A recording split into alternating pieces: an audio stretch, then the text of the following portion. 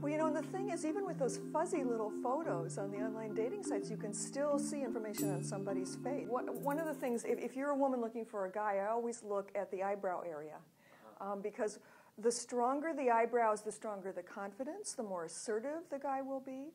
But if they're extremely strong, or if the brow bone is extremely prominent, that can be a guy who kind of likes to be top dog a little bit too much, and he might be a little dominating or controlling, especially if you see that in combination with a very strong jaw. Doesn't mean there's anything wrong with that person, but they'll have a lot of drive.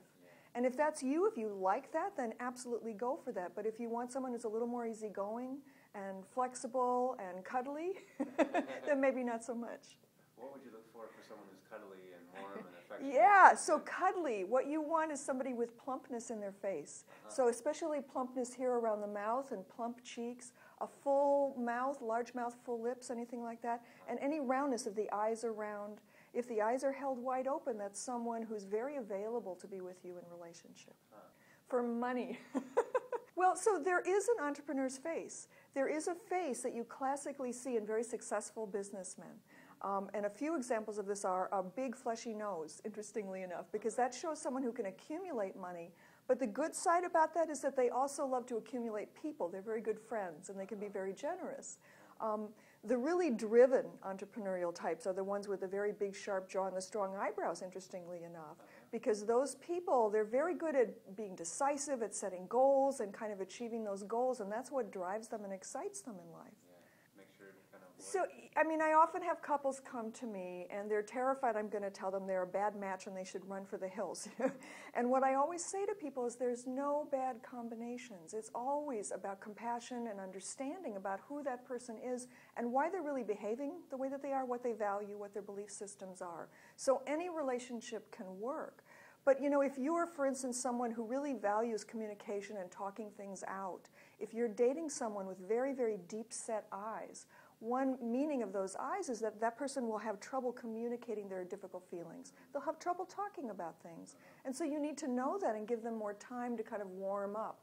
They won't be able to sit right down and just talk it out. Well, and that's also the chin. So the stronger the sex drive, there's kind of like, there's a need. And if your partner can't fill that need, if you have a strong sex drive, you're more likely to at least consider going outside of the relationship. But that doesn't mean that that person doesn't have integrity or won't be moral. Again, we all have tendencies. We may not follow up on those tendencies. If we're healthy, if we're in balance, then we'll always behave with integrity and never lie or deceive people. I say that your face can answer the two most important questions you need to ask yourself in life, which are, who am I and what is my calling? We come in with an inner plan, an inner blueprint, and if we can live our lives in alignment with that blueprint, then life unfolds almost effortlessly. We find the work that gives us joy. We find the people in our lives who can truly love us in a healthy way and who we can love back. And we can look in the mirror and genuinely feel love at that face that we see.